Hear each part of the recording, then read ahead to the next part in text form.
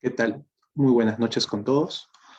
Agradecido con la invitación del ex Académica Academy Perú. En realidad contento, ¿no? De poder compartir con ustedes algunas ideas, algunas nociones respecto a la nulidad del acto jurídico, ¿no? Eh, bueno, espero eh, que podamos recordar algunas cosas, básicamente. Creo que no hay nada nuevo del sol, ¿sí? A veces, cuando escucho algunas ponencias o escucho a algunos amigos, o otros colegas, ¿no? Vamos a aprender algo nuevo que nunca nadie nos ha enseñado. Y no es tanto así, sino que a veces en la práctica uno empieza a ver cosas distintas, ¿no?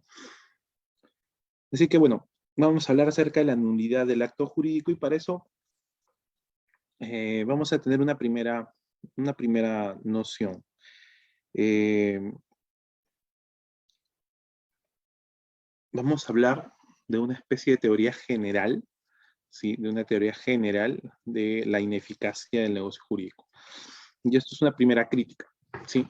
En nuestro país no existe una teoría general, no se habla de una teoría general de la ineficacia, sino que se habla de una partecita usualmente de lo que es una teoría general de la ineficacia. ¿De qué hablamos en el Perú? Hablamos de la teoría de la invalidez del acto jurídico. ¿Qué involucra la teoría de la invalidez del acto jurídico? La nulidad, la anulabilidad y la ineficacia en sentido estricto. O, según algunos autores nacionales, de lo que hablamos o lo que tenemos usualmente son dos tipos o una forma de nulidad, ¿no? Eh, una nulidad funcional y una nulidad estructural. ¿Cuál es la nulidad funcional? ¿No? De acuerdo a la eficacia del negocio jurídico. Entonces tenemos ahí a la ineficacia en sentido estricto. Característico, caso ejemplo, típico, la rescisión, la resolución del contrato, ¿no? ¿Y cuál es la nulidad estructural? Tenemos a la nulidad el de los 19, ¿no? Y la anulabilidad. ¿Por qué estructural? Porque esta nulidad del 219 tiene un problema en la estructura, en la composición del acto jurídico, ¿verdad? ¿Cuál es la estructura? La que está en el Código Civil, ¿no? Manifestación de voluntad, por eso causal de nulidad, la falta de manifestación de voluntad.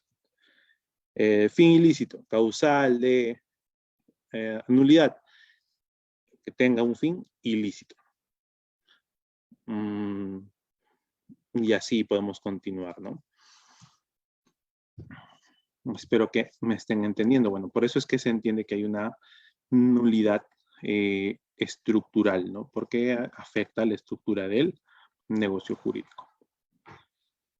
Bueno, ahora, ¿por qué digo que esto es una crítica o algo que se puede subsanar o se puede ver que a la luz de la doctrina como que hay algo que hay algo más, ¿no? Porque cuando hablamos de una teoría general de la ineficacia, se deben tener en cuenta todo aquello que deja sin efecto el negocio jurídico. Por eso es ineficacia. Todo aquello que deja sin efecto el negocio jurídico. En el Perú, por ejemplo, no iniciamos con la existencia o inexistencia del negocio jurídico. Solamente determinamos si es válido o inválido. O sea, que sería la segunda categoría. Es como una escalerita. En la doctrina tú tienes primero, dentro de esta teoría general de la ineficacia, tienes primero a la existencia o inexistencia del negocio jurídico, llamado también relevancia o irrelevancia del negocio jurídico. Luego tienes un segundo nivel, un segundo paso, una segunda gradita, que sería la validez o la validez o invalidez del negocio jurídico. ¿sí? La validez o invalidez del negocio jurídico. Y una tercera gradita que sería la eficacia o ineficacia en sentido estricto del negocio jurídico. ¿Sí? 3 graditas. En el Perú solo tenemos 2. Y es más, no solo es que tenemos 2, sino que algunos autores nacionales consideran que el tema de la inexistencia o inexistencia está ya incluido dentro de esta segunda gradita. Pero no solo es que está incluido, sino que además es innecesario, dice, hablar de inexistencia o existencia del negocio jurídico. Como crítica a esta posición de que incluso es innecesario, la crítica sería de que por eso en el Perú hemos tenido muchos problemas de poder diferenciar el acto jurídico negocial del acto jurídico administrativo. ¿Ya? Y esto vamos a verlo tal vez más adelante.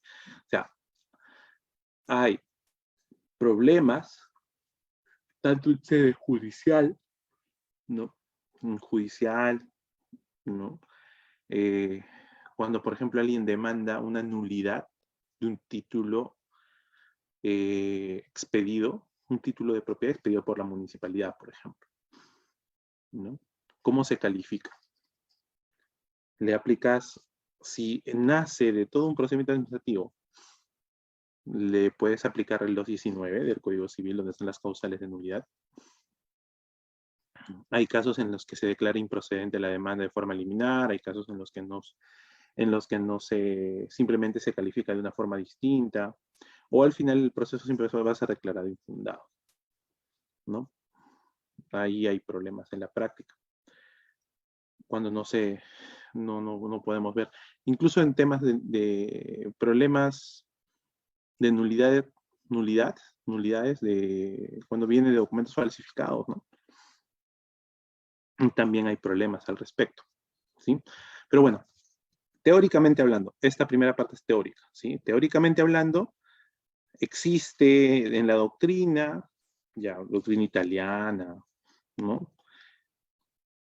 3 categorías cuando se va a hablar de ineficacia en teoría general. O sea, una teoría general de ineficacia. Existen 3 categorías. Inexistencia, invalidez e ineficacia en sentido estricto. 3. ¿Ok? Pero en el Perú solo tenemos 2. Validez e ineficacia en sentido estricto. ¿Ok? Eso es lo que debe quedar claro de este primer punto. ¿Ya? Segundo punto. Ya. Vayamos a algo más práctico. A ver, no sé mi código. A ver, un segundo.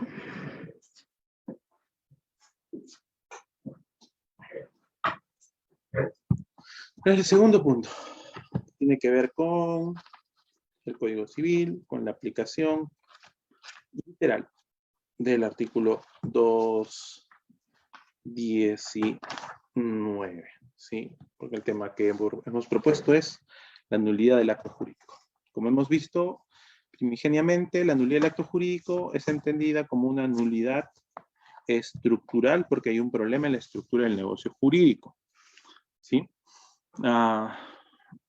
Un problema en la estructura del negocio jurídico. Taboada decía que la estructura del negocio jurídico está conformada por elementos, presupuestos y requisitos, ¿no? Elementos, presupuestos y requisitos, ¿no? Y, por ejemplo, el presupuesto siempre va a ser el sujeto, ¿no? El sujeto. El elemento siempre va a ser la propia declaración de voluntad o manifestación, ¿no? Entonces, todo lo que gira respecto a esto va a llegar a ser una causal de nulidad establecida en el artículo 219, inciso 1 al 8, ¿no? Así que les decía que teníamos problemas con la causal de falta de manifestación de voluntad de la gente. ¿Por qué hay problemas con la causal de falta de manifestación de la gente? Porque la falta de manifestación de la gente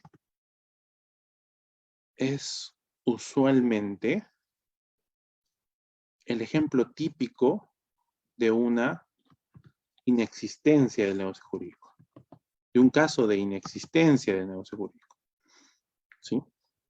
Sin embargo, lo vemos aquí como falta, como causal de nulidad. El ejemplo típico de una falta de manifestación de voluntad es una falsificación de un contrato de compra-venta, por ejemplo. Ya sea este por escritura pública o por un documento privado, ¿no? Si parto de la teoría de la invalidez, o sea, es decir, si parto de que, ¿qué significa que yo deba discutir en un proceso judicial la invalidez de ese negocio jurídico? Significa, en primer lugar, que el negocio jurídico existe. O sea, es una contradicción lógica evidente, ¿ya? Si yo digo que algo es inválido, es porque previamente existe el negocio jurídico. Existe el negocio jurídico. Entonces le estoy dando la condición lógica de existencia al documento. A pesar de que es una falsificación, le voy a dar, porque ¿qué van a anular? Pues algo que existe, simplemente, ¿no? Entonces le estoy dando ese valor, 1. En segundo lugar, el problema es un tema probatorio, ¿sí? Si yo digo que algo es falsificado, yo voy a tener que hacer una pericia sobre ese documento, ¿sí? Entonces, algunos me van a decir, no, pero usted tiene que distinguir entre el negocio jurídico, que es una abstracción, y otra cosa es el documento propiamente dicho para sustentar la existencia del acto. Entonces, usted tiene que pedir, de acuerdo al 225, si mal no recuerdo, que dice que no debe confundirse el acto con el documento que sirve para aprobarlo. Puede subsistir el acto aunque el documento se declare nulo, ¿sí? Puede subsistir el acto aunque el documento se declare nulo. Hay dos posiciones en este tema. 1, si yo pido una pericia, ¿la pericia para qué es? Para demostrar que el documento es falso. Mi lógica o la lógica implica que si el documento es falso, también debe ser falso ¿qué? También debe declararse inexistente o también debe declararse como falta de manifestación de voluntad al negocio jurídico, ¿no? Esa sería una lógica lineal. Sin embargo, hay quienes no consideran que esto sea así. Así que otra posición es que incluso existiendo una pericia, no significa que el negocio jurídico sea inexistente, o no significa que el negocio jurídico sea nulo, mejor dicho, ¿sí? Y que por lo tanto, incluso en casos de falsificación, ¿no? Se tenga que evaluar, sobre todo si se trata de una compra-venta, la buena o mala fe del adquiriente, porque de acuerdo a la regla del 2014 del Código Civil, el tercero, el adquirente, mantiene su adquisición, así se le declare nulo, ¿no? Entonces, usted se imagina un caso en el que el día que supuestamente usted ha firmado en la notaría una escritura pública, usted se encontraba fuera del país y puede demostrarlo. Usted se imagina un caso en el que se puede visualizar las cámaras de la notaría y no es usted el que está firmando, y es claro y es evidente y es notorio que no es usted el que ha firmado una compra-venta, y que el juez, pese a tener toda esa información, tenga que determinar si existe o no buena o mala fe en el adquirente. Realmente es una cosa de locos lo que está sucediendo en el Perú con casos así, ¿no? Hay casos, incluso, hay un caso del SBN contra el Estado, bueno, el SBN que ha perdido, donde es un muerto el que vende. Y no solo vende una vez, sino que hay un problema en la numeración del predio y el muerto vuelve a vender. O sea, hace una aclaración el muerto. Así de rochoso, es un muerto. Y como el bien pasa de una mano a otra mano, el último. Claro, porque una falsificación no se puede ver pues de los asientos registrales, ¿no? El último mantiene la adquisición, ¿sí? Entonces, ese es un problema muy interesante de no tener en el Perú, o de no poder establecer o no poder sancionar el negocio jurídico con inexistencia y solo con invalidez. ¿Por qué? Porque si aplicáramos la categoría de la inexistencia, la buena o mala fe es irrelevante, porque de lo que se partiría es si existe o no existe o no existió, ¿no? La manifestación de voluntad. Nada más. Nada más. Ahora, y por ejemplo, ¿qué pasa si hay un acto jurídico que es falso? ¿No? Este acto jurídico con el tiempo puede normalizarse, puede formalizarse. Este acto jurídico que es falso puede decir, cuando es conocido por varias personas, puede decir, no, ya solo son 10 años, ya puedo producir todos mis efectos. Tranquilamente, a veces en algunos casos se ha dado eso, ¿no? Después de 20 años sacan una escritura pública falsa o sacan en algún momento hubo una riña entre una familia y ahí salió una compra-venta falsa. Luego se quedaron las cosas en paz, nadie hizo nada. Después de 12 años, alguien toma posesión de una parte de un predio.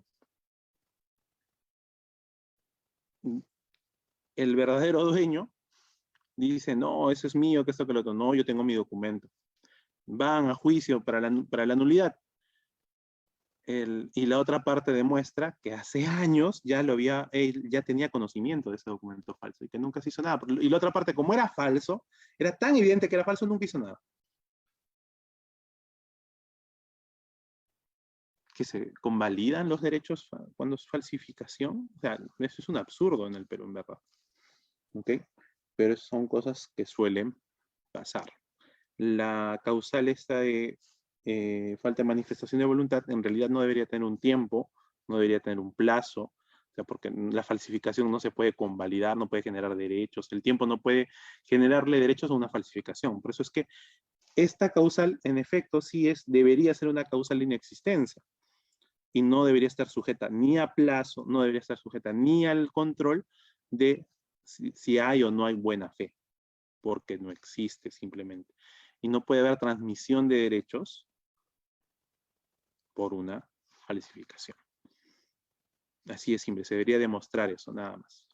Pero bueno, estamos en Perú, Salem, y pueden suceder muchas, pero muchas cosas.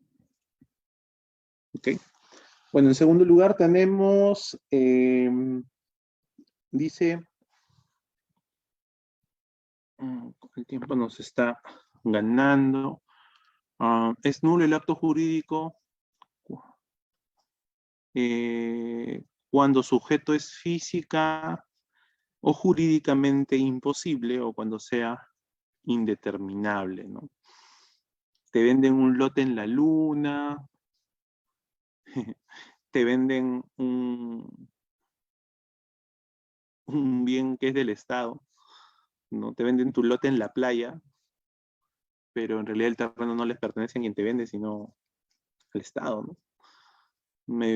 Medio raro. La causal 4 del inciso cuarto me parece más interesante. Dice cuando su fin sea ilícito. Sí, cuando el fin sea ilícito. El fin, ¿sí? O fin, finalidad,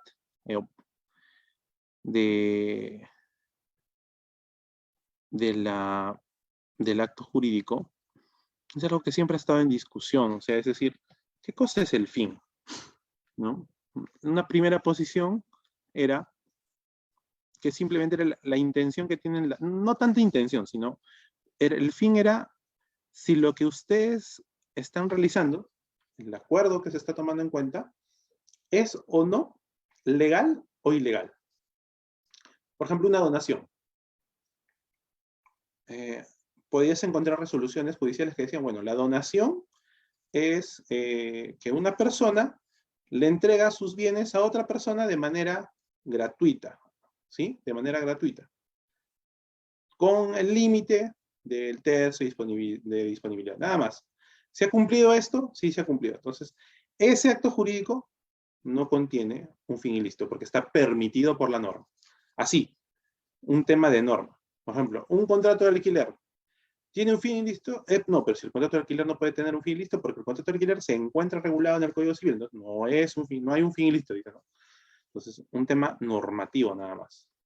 Luego hay otras sentencias que van a decir, y también la doctrina, ¿no? El fin es un tema de motivo. ¿Cuál es el motivo que tuvieron las partes para poder celebrar un determinado acto jurídico? Por ejemplo, son 3 hermanos que acaban de heredar un bien, ¿no? Pero ellos saben, tienen conocimiento que no son 3 hermanos, sino que son 5, así que hicieron toda la sucesión intestada rápido, lo más posible, rápidamente posible, con el fin de que una vez que han sido inscritos como herederos, ellos venden el bien, lo transfieren a una persona, ya sea en donación, transfieren el bien en donación a otra persona, ¿no? Cuando sus otros 2 hermanos se dan cuenta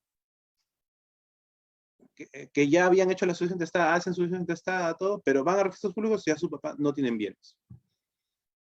Entonces, la pregunta que plantean estos 2 últimos hermanos es, oye, ¿por qué mis hermanos se han deshecho tan rápido de los bienes? ¿Qué ha pasado?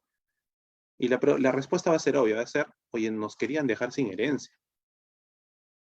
¿No? Nos querían dejar sin herencia. Eso es lo que va a suceder, ¿no? Entonces, hay un problema en la intención, y yo puedo decirle, señor juez, ¿sabes qué? Nosotros, mis padres tenían tales bienes, pero mis hermanos prácticamente han desaparecido todos los bienes. Y ahora que nosotros queremos reclamar, no hay los bienes. Ellos nos dicen, no, nunca tuvimos bienes. Entonces, sin embargo, uno de esos bienes es donde vive uno de mis hermanos, tiene posesión el otro. O sea, vemos que los tienen ellos en la práctica, pero registralmente no los tienen. Entonces, ¿qué hay ahí?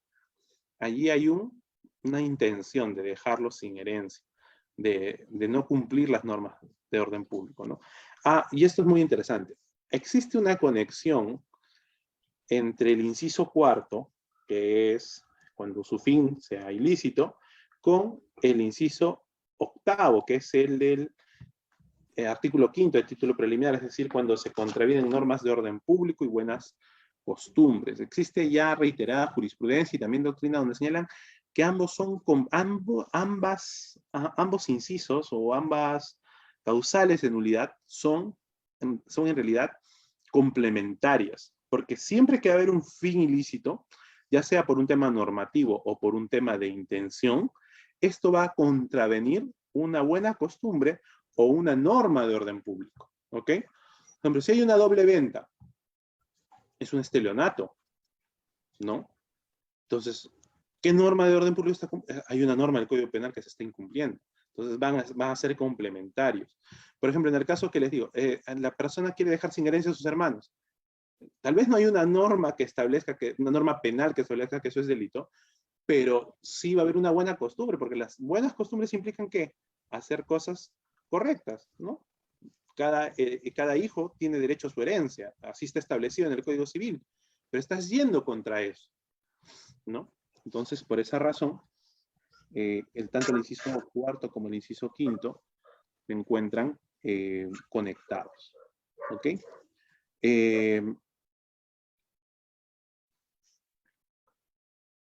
Bueno, creo que ya son varios minutos, hemos avanzado. Otro caso que les puedo comentar es respecto a la nulidad de acto jurídico, tiene que ver también con la simulación, ¿sí? La simulación del acto jurídico a veces es propuesta por las mismas partes, ¿ya? Vienen con una deuda grande con el banco y dicen, no quiero perder mi casa, ¿qué puedo hacer? y solitas buscan la idea de voy a pasarle mi casa a mi sobrino, voy a pasarle mi casa a mi cuñado, voy a pasarle mi casa a tal persona, ¿no?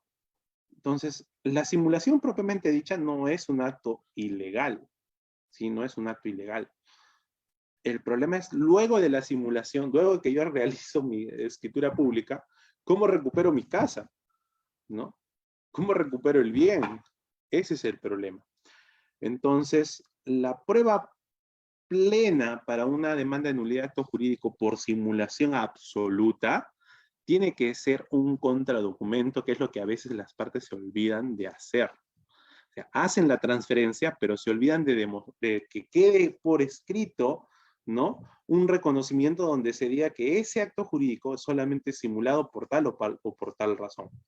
Entonces he visto procesos de nulidad de acto jurídico por simulación, bueno, prácticamente diciendo, no, es que él sabe que ese es mi caso. O él sabe, o sea, tratando de demostrar que en ese momento tenían una deuda. Pero eso es, a veces probatoriamente es insuficiente, ¿no? Insuficiente. El inciso sexto habla de que cuando no se revista la forma prescrita bajo sanción de nulidad. Y allí hay dos casos comunes. Uno es el de donación. No puedes tener una donación por documento privado. La donación está establecido por el código que la donación se tiene que hacer para que cumpla todos sus efectos por escritura pública. Ahora, no es necesario inscribirla, solamente es la escritura pública. Ese es el caso concreto. Y el segundo caso, que es un poco más raro verlo, es también con los poderes, porque dice el código que si el poder no es claro, no es preciso, ¿no? También debería ser declarado nulo, ¿no? Ahí hay divergencia en realidad. Por ejemplo, yo creo que un poder para compra-venta, para venta, por ejemplo, de un bien debe decir específicamente que tal persona tiene poder para vender el bien ubicado en la manzana A, el lote tanto, de la zona tanto. Así debería ser el poder. Indubitable. Y si no dice así el poder, esa compra-venta debería ser declarada nula. Sin embargo, hay pronunciamientos, porque así dice el código. Sin embargo, hay pronunciamientos que dicen, no, basta con la intención de la gente que le delega el poder general para poder vender. Yo creo que esa interpretación no es válida y no es correcta. Bueno, el otro caso es cuando la ley lo declara nulo, ¿no? Nunca he visto hasta ahora un caso de esos, pero hasta allí puedo comentar este tiempo. El inciso 8, como les dije, tiene mucha relevancia con el inciso 4. Y bueno, y esas son todas las causales de nulidad que tenemos ahorita en el Código Civil. ¿Sí? Eso sería todo de mi parte en este tiempo. Espero que me hayan podido entender, seguir con algunas cosas. Si hay alguna pregunta, por favor, hacérmelas. Me las pueden hacer llegar con Nilton, por favor.